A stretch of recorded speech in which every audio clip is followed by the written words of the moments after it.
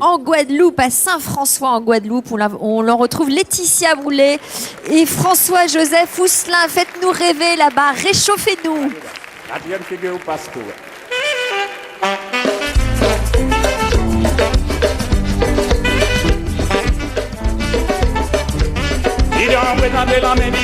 Ici, plage de raisin clair. Et comme on dit chez nous ici, nous comptons voisin Raisin Clair, c'est une plage qui accueille d'habitude des baigneurs. Mais aujourd'hui, il y a tous ceux qui se sont mobilisés pour le Téléthon. Il y a par exemple ce groupe de quadrilles. Le quadrille, eh bien, c'est une danse de chez nous, une danse traditionnelle. Mais aujourd'hui, les danseuses portent des petits gâteaux, des tourments d'amour. C'est le grand défi de ce Téléthon pour nous. Parce que justement, depuis le 4 novembre, des jeunes de la chambre de métier, du lycée, sont là justement pour pouvoir construire ce grand tourment d'amour qu'ils ont essayé de vendre depuis quelques semaines pour récolter des fonds pour le 36-37 pour le Téléthon. Voilà, et nous on est déjà dans l'ambiance, vous le voyez, les petits rangs, ça sera pour plus tard. On a Marie-Christine et son groupe de style band qui nous mettent déjà dans une ambiance vraiment très très sympa. Beaucoup de surprises, beaucoup de défis. On aura Mickaël qui va nous proposer demain un super rassemblement dans l'eau. Ici on peut se le permettre parce qu'elle est à 28 degrés. Ça sera l'Aquazumba, une chorégraphie géante. On espère que vous serez des dizaines, pourquoi pas des centaines et peut-être même un millier ici avec nous. Et avec tous ces jeunes qui ont un seul slogan pour le Téléthon, donnez un petit don.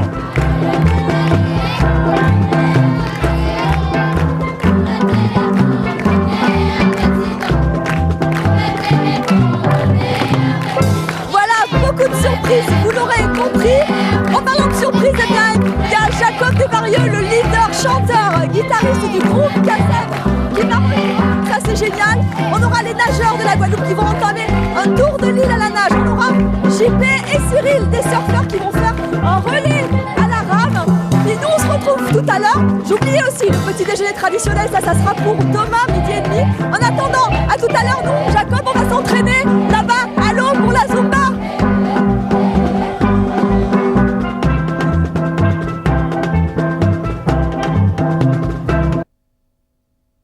En Guadeloupe, à Saint-François exactement, c'est sur Grande-Terre, au sud-est de Grande-Terre. Et il y a Laetitia et François qui sont avec nous. Faites-nous rêver les amis, s'il vous plaît. Qu'en fait en Guadeloupe là? Malade, Tiboug. Nous tout bien en Guadeloupe, mais la pluie, oui, il a commencé à pleuvoir sur cette plage de Saint-François, sur cette plage de Raisin Clair, mais ça n'a pas empêché la troupe de Marie-Christine qui joue à ce style band depuis 50 ans, Marie-Christine. Hein, vous jouez de ce style band depuis 50 ans. 50 ans, oui, avec tout mon cœur, parce que j'adore ça. Voilà, mais vous beaucoup de pluie, mais ça n'empêche pas la mobilisation. Vous allez voir les chiens ici, il y a les bœufs aussi qui sont là. Et Laetitia sous la pluie avec la course de bœufs. En tout cas, nous, on n'a pas peur de se mouiller et de prendre des risques pour le Téléthon. Vous voyez, c'est du direct. On est là, on vous plonge dans la tradition antillaise, la course de bœufs tyrans. Expliquez-nous, Tommy, ce que vous faites pour le Téléthon aujourd'hui sous la pluie. Eh bien, Laetitia, on va collecter les fonds à travers les excursions en charrette, on fait des courses de bœufs tyrans, on fait aussi des défis, eh bien, on tire les charrettes, on fait tout pour que les gens puissent passer ce Téléthon dans de bonnes conditions. Quoi. Voilà, et après l'effort, le réconfort, on l'espère. Alors ici, on est avec notre tourment d'amour, le tourment d'amour sous la pluie. Bon, c'est dommage d'ailleurs, parce que le tourment d'amour, il a été préparé par ces élèves du lycée hôtelier, par les élèves de la chambre de Merci métier. à Saint-François. Ils sont là, mais ils vont faire un didico. Le didico, c'est un petit déjeuner très spécial. On commence par un petit robe sec avec modération et ensuite une chic taille de morue, l'avocat en tranche, le concombre, on a fait ça il n'y a pas longtemps, et ensuite vient le café, la confiture, etc. Mais lui, c'est un garçon qui a travaillé au Jules Verne. Donc il a décidé des grands chefs aujourd'hui. Voilà. Merci Babette. Il y a le premier salon de la gastronomie des Outre-mer, Julie, t'as oublié. C'est vrai, le salon des Outre-mer, la cuisine d'Outre-mer que Babette est en train d'organiser. Et justement, on reste dans l'Outre-mer. Saint-Clair à Saint-François. Ici, c'est le matin, il est environ 7h30, vous voyez, c'est l'heure du petit déjeuner, on se réveille en musique, c'est de la musique traditionnelle de Broca, c'est Freddy qui nous accompagne avec ses musiciens. Premier défi ici, les haltérophiles de Guadeloupe qui vont tenter de relever le défi national, soulever 2 tonnes en très peu de temps. Et tout de suite, on va du côté de François-Joseph qui nous présente le petit déjeuner traditionnel. Le petit déjeuner, c'est le didico qu'ont préparé les élèves du lycée hôtelier avec de la morue, avec du concombre. Il y a tout pour pouvoir permettre aux uns et aux autres de venir s'alimenter et surtout de participer au Téléthon. Amy, ça a été votre action à vous. Alors oui, nous avons une action pour le Téléthon. Nous proposons 2 formules à 8 €. Une formule sur place et une formule à emporter qui contient des pommes cannelle ou des tourments d'amour, une salade de fruits, nos salades de morue et de concombre maison, ainsi qu'un plat. Eh bien Laetitia, il ne vous reste plus qu'à venir nous rejoindre pour goûter, puis à vous aussi de venir ici pour consommer et le 36-37 pour pouvoir faire des dons.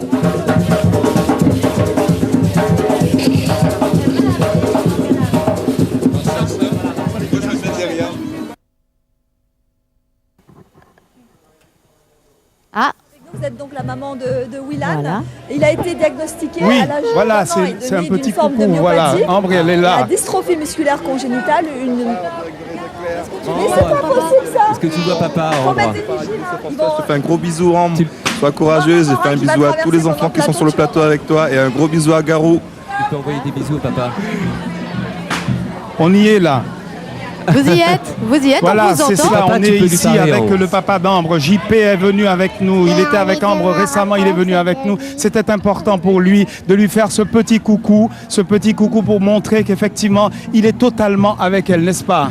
Si, elle est très courageuse, Ambre. Franchement, du haut de ses 4 ans, voilà, je voulais dire que voilà, c'est une fille très très courageuse et je voulais dire que voilà, elle pense à toutes ses copines atteintes de la maladie et le but du jeu c'est de donner l'espoir aux familles pour qu'on trouve un traitement pour arrêter la maladie et c'est un combat qu'on va mener, qu'on va pas lâcher. On va C'est rien un lâcher. combat qu'on mène nous aussi. On est tous sur cette plage de Raisin Clair dans une mobilisation totale. JPIE avec d'autres, avec Max par exemple et les nageurs. Ils ont décidé de faire le tour de la Guadeloupe pour pouvoir se mobiliser aussi. Nous, c'est le tour de la Guadeloupe jusqu'à ADR. On est déjà à 13h. Et là, on va remonter jusqu'à Saint-François où on a pris le départ ce matin. Voilà, vous voyez qu'ici aussi on est mobilisé. Et puis on a une petite surprise pour vous. C'est vrai que c'est pas la période du carnaval, mais tous les groupes carnavalesques de Saint-François ont décidé d'être présents aujourd'hui. Ils ont sillonné les rues de la commune pour pouvoir récolter des fonds. Et vous avez un carnaval avant l'heure. Regardez, écoutez.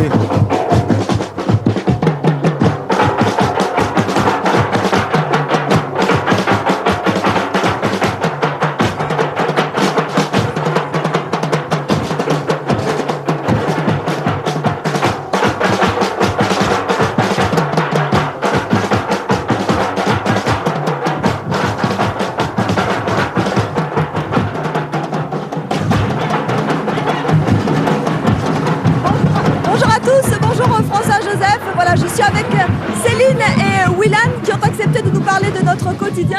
Bonjour à tous les deux, merci d'être avec nous. Alors votre fils Willan a été diagnostiqué à l'âge d'1 an et demi d'une forme de myopathie, la dystrophie musculaire congénitale, une maladie neuromusculaire assez grave puisqu'elle entraîne une grande faiblesse au niveau des muscles avec une hypotonie. Ça veut dire que Willan n'a jamais marché, il ne marche pas. Est-ce que c'est une maladie que vous connaissiez avant le diagnostic ? Alors bonjour, non, cette maladie je la connaissais par rapport au Téléthon. Quand Willan le diagnostic a été posé pour Willan, j'ai eu beaucoup de mal à prononcer le mot myopathe. Mais c'est vrai que j'ai rebondi assez vite par rapport à cela et au jour d'aujourd'hui, je m'informe et je me bats. Alors aujourd'hui, Willan a 6 ans, vous êtes séparée du papa, vous l'élevez donc toute seule. Vous avez accueilli nos équipes il y a quelques jours chez vous. Je vous propose de découvrir en images le quotidien, pas toujours facile, de cette maman courage. Il est 7h du matin et le soleil brille déjà sur le moule. C'est ici que grandit Willan, un petit garçon de 6 ans atteint de dystrophie musculaire congénitale. Bonjour petit cochon. Bonjour petit cochon. T'as bien dormi? 3 fois tu m'as appelé. Tu te souviens pas toi? On t'a pas déjà appris à te tourner tout seul dans ton lit? Oui ou non? Ça te fait rire? Willan n'a jamais pu marcher. Chaque jour, c'est le même rituel. Céline le porte à bout de bras pour le faire déjeuner, le laver et l'habiller. Une tâche de plus en plus éprouvante pour cette maman qui élève seule son petit garçon. C'est pas facile. Les bras d'un homme, ça peut manquer. Mais après, comme je dis tout le temps, je suis une maman courage et je me laisse pas abattre. Céline a arrêté de travailler pour combattre la maladie aux côtés de Willan. Et parfois, ce duo complice savoure ses victoires. Tu te souviens quand tu étais petit, comment tu n'arrivais pas à tenir la tête? Et le cou était tout petit. Et ton cou était tout petit. Et il ne pouvait pas tenir. Et maintenant, ça va. Et ça, c'est grâce à la kiné, à l'acharnement. T'as fait beaucoup de progrès, Doudou. Oui.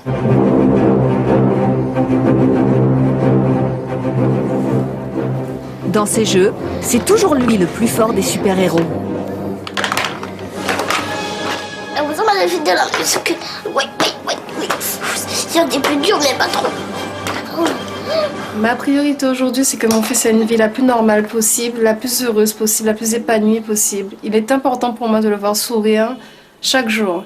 Il y a... Grâce à la ténacité de sa mère, Willan a pu entrer au CP et mène une vie presque normale auprès de ses copains. Bravo.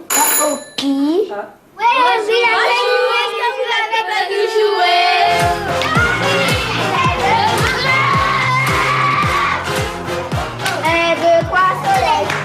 Ce que j'aime bien avec Willan, c'est que même s'il est en fauteuil roulant, il est heureux. Il garde sa tristesse à l'intérieur de lui, mais à l'extérieur, il joue bien avec nous. Pour moi, c'est comme si il marchait un fauteuil ou pas. Mais la maladie refait toujours surface. 2 heures par jour, le petit héros doit porter des attelles pour éviter les raideurs des hanches, des genoux et des coudes. Pour me donner du courage, je suis moi aussi un super héros. Mon ennemi, c'est la maladie. Mais aujourd'hui, c'est la maladie qui gagne la partie. Pourquoi tu pleures? Ça m'a fait mal. En tant que maman, je n'ai qu'une envie, c'est de le retirer. Mais quand je pense à sa santé, à son bien-être et à son futur, je me dis qu'il faudrait les garder. Face à cette décision, je suis seule.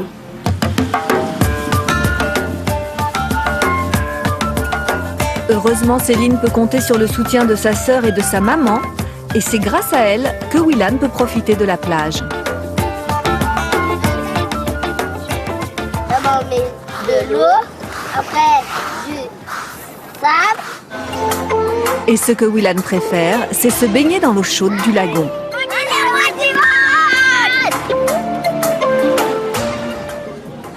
Voilà, il nous a rejoint sur ce plateau Hippomène Grandisson de l'association guadeloupéenne de soutien aux personnes handicapées. Avant de vous interviewer, j'aimerais poser une question à Willan. Alors Willan, on a vu que tu es un petit garçon vraiment très courageux. Quel super-héros voudrais-tu être? Alors là, Iron Man. Iron Man. Pourquoi tu voudrais être Iron Man? Parce qu'il est fort. Il est fort. Lui, il est tellement fort qu'il n'a pas peur de la maladie et il va au combat. Oui. Alors Céline, on a vu qu'il y a une très très belle complicité entre vous et votre fils. On vous voit également très entouré par votre maman, par votre sœur, qui vous aide vraiment au quotidien. Est-ce que vous avez toutefois parfois le sentiment d'être isolé par le handicap? Alors oui, il est vrai que je me sens seule parfois. J'aurais aimé avoir rencontré d'autres parents dans la même situation que moi, qu'on ait un échange à ce niveau-là. J'aurais aimé que les infrastructures en Guadeloupe soient plus ouvertes, que les regards changent par rapport au handicap. Ça peut tomber sur n'importe qui, le handicap. Donc il est essentiel que les regards changent et qu'on soit unis par rapport à cela. Alors Hippomène Grandisson, je le disais, donc vous êtes le directeur des services de l'association guadeloupéenne de soutien aux personnes handicapées pour accompagner donc les personnes handicapées. Et vous connaissez très bien Willan puisque vous le suivez depuis 4 ans maintenant. Oui, effectivement, le service...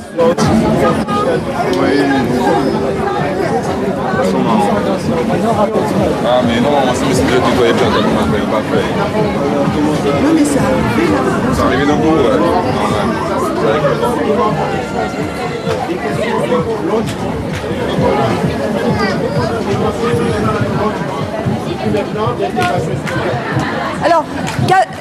Alors on a eu un petit souci de son. Qu'est-ce que vous avez entrepris, Monsieur Grandisson, pour aider Willan et sa maman? Eh bien, pour aider William et sa maman, eh bien, nous abordons avec elle tous les aspects de la vie quotidienne. Les problèmes administratifs, les demandes d'AEH, d'allocation, les problèmes de carte d'invalidité, les problèmes, je dirais, d'intégration scolaire, puisque William est à l'école. Il faut bien sûr voir dans quelle mesure il peut accéder à l'école de façon, je dirais, confortable, agréable, comme tous les enfants de son âge. Alors, que reste-t-il encore à faire pour que Céline se sente moins isolée?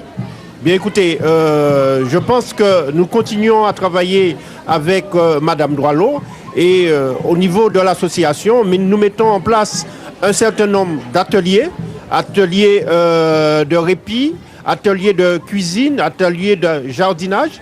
Et bien nous allons l'inviter à participer à tous ces ateliers, mais plus encore, pour aussi aborder la question, je dirais, du soin, la question de l'état de santé de son enfant.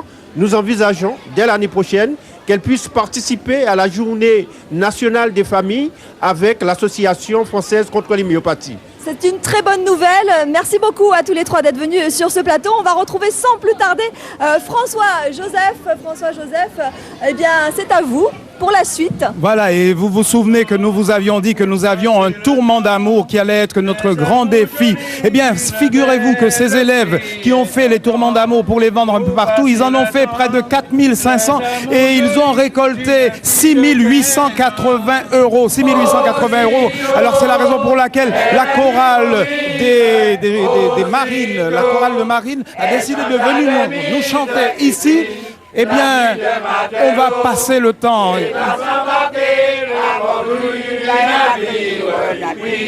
L'ami de matelot, il va s'embarquer à bord du bateau. Alors pour la deuxième partie de ce plateau, de cette émission, eh bien, nous allons parler de la drépanocytose, une maladie génétique qui touche principalement les populations noires, alors antillaises, africaines, également les populations méditerranéennes. C'est même la première maladie mondiale par sa fréquence. Nous accueillons Marie-France Tirolière. Bonjour, vous êtes maman de 2 enfants drépanocytaires. À vos côtés, le docteur Marie-Étienne Julan, médecin coordinateur au centre de référence de la drépanocytose à Pointe-à-Pitre. Alors Marie-France, pourquoi aujourd'hui avez-vous tenu à venir témoigner seule, sans vos 2 enfants? Eh bien écoutez, en fait, moi personnellement, ça ne m'aurait pas dérangé que les enfants viennent, mais eux ont préféré garder un certain anonymat, parce que c'est quand même une maladie très stigmatisante, et ils veulent rester intègres, si vous voulez. Ils ne veulent pas qu'on les montre du doigt, comme quoi qu'ils sont porteurs de cette maladie. Ça reste donc une maladie assez taboue. Docteur Étienne Julan, la drépanocytose est une maladie finalement peu connue, mais très répandue. Comment expliquer cela? Il y a d'abord l'histoire de la drépanocytose ici, qui a été vécue historiquement comme une maladie honteuse. C'est une maladie du sang, c'est une maladie génétique. Et c'est vrai que nos racines africaines, et d'ailleurs ça se retrouve aussi en Afrique, on en parlait peu. Et en fait, c'est depuis l'organisation de la prise en charge, un centre de la drépanocytose, donc on parle de plus en plus de la maladie au sein de la société guadeloupéenne. Alors Marie-France, la drépanocytose est une maladie très complexe, une maladie dite de la douleur. Expliquez-nous quelles sont les caractéristiques. Ben écoutez, moi le souvenir qui m'a le plus marqué, c'est que parfois la morphine ne te stoppe pas les douleurs. Quand un enfant est vraiment en crise, on le met sous morphine, il continue à avoir mal. Et je crois que ce qui m'a le plus marqué, c'est un jour, Adrien m'a dit qu'il avait mal comme si c'était une perceuse qu'il avait dans le dos. Et là, ça m'a énormément marqué parce que je ne pensais pas que ça pouvait faire aussi mal. Alors comment réagir justement face à une maladie aussi lourde de conséquences? Ben, écoutez, c'est vrai que quand on est parent, c'est une maladie qui nous fait peur. Sincèrement, on a toujours peur parce qu'on ne sait jamais quand est-ce que ça commence. D'un seul coup, votre enfant vous dit qu'il a mal. Alors c'est quelque chose qui est d'abord gérable. Donc vous commencez à donner du Doliprane et après, d'un seul coup, ça peut passer à une étape supérieure très très rapidement. Donc c'est une maladie, il faut être toujours prêt à aller à l'hôpital. Et parfois, quand vous arrivez à l'hôpital, l'enfant est vraiment souffrant, est vraiment en détresse. Et là, en tant que parent, c'est quelque chose d'ingérable. Vous n'arrivez pas à vous dire que votre enfant a aussi mal et que vous ne pouvez rien faire. Ça, c'est ingérable. Alors, docteur Étienne Julan, comment combattre cette maladie de l'hémoglobine? Alors, il y a différents niveaux. Il faut la diagnostiquer très tôt. pour la prendre en charge très tôt. Et dans la prise en charge, il y a des mesures pour prévenir les complications. Il y a des mesures pour prendre en charge des complications. Donc, il y a les traitements antidouleurs. Il y a la place de la transfusion qui est très importante dans la prise en charge du drépanocytaire. Et là, j'invite vraiment la population guadeloupéenne à se sentir concernée et donc à donner du sang parce que la carte d'identité des groupes sanguins varie en fonction des ethnies. Et puis, l'espoir, c'est la recherche pour la greffe de moelle, pour guérir les patients, mais aussi celle qui est en cours sur la thérapie génique pour traiter directement au niveau du gène malade. Alors, une dernière question, Marie-France. Vous êtes allée témoigner à l'ONU pour alerter les pouvoirs publics. En un mot, une phrase. Oui, parce que je trouve que c'est une maladie qui n'est pas encore suffisamment reconnue. Je trouve que vraiment, comme disait tout à l'heure Marie-Étienne Julan, je trouve que vraiment la population doit savoir que c'est une maladie grave. Merci, malheureusement on est pris par le temps.